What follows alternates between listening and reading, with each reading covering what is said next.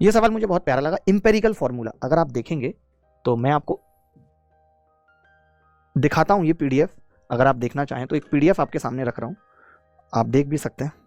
ये देखिए आप, एक पीडीएफ हमने हर बच्चे के साथ शेयर की थी, एक पीडीएफ हमने हर बच्चे के साथ शेयर की थी। कहाँ है भाई वो पीडीएफ?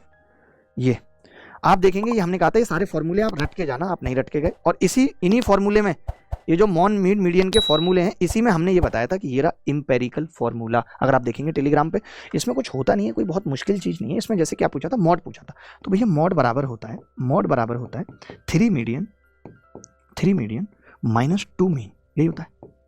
अब मैंने कहा यार मीडियन तो आसानी से निकल जाती है जब हम इसे सीक्वेंस वाइज रख लेते हैं। जैसे आप अगर इसे सीक्वेंस वाइज रखें तो कैसे रखेंगे, तो आप कह रहे हैं जी 17 18 कितना है, 17 16 17 18 है, पहले तो 16 17 18 है। उसके बाद क्या है, 18 के बाद 19 है, नहीं 20 21 22 है, 20 21 और 22 है। उसके बाद कितना है जी, 22 के बाद 24 24 24 3 बार है, 24 24 और 24, और 25 25 28 2 बार है।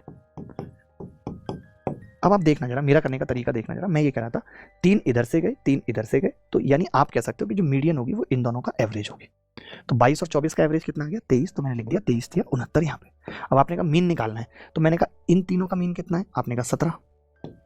इनका मीन कितना है, 20 21 भाई लगातार नंबर है 21। ये जानबूझ कैसे सवाल पूछते हैं, 24 24 का तो 24 ही हो जाएगा।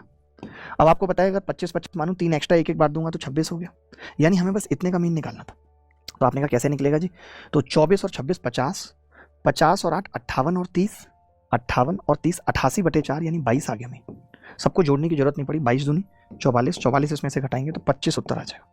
यही आंसर था सी। कुछ भी मुश्किल नहीं थी, डेटा इतना आसान दिया हुआ था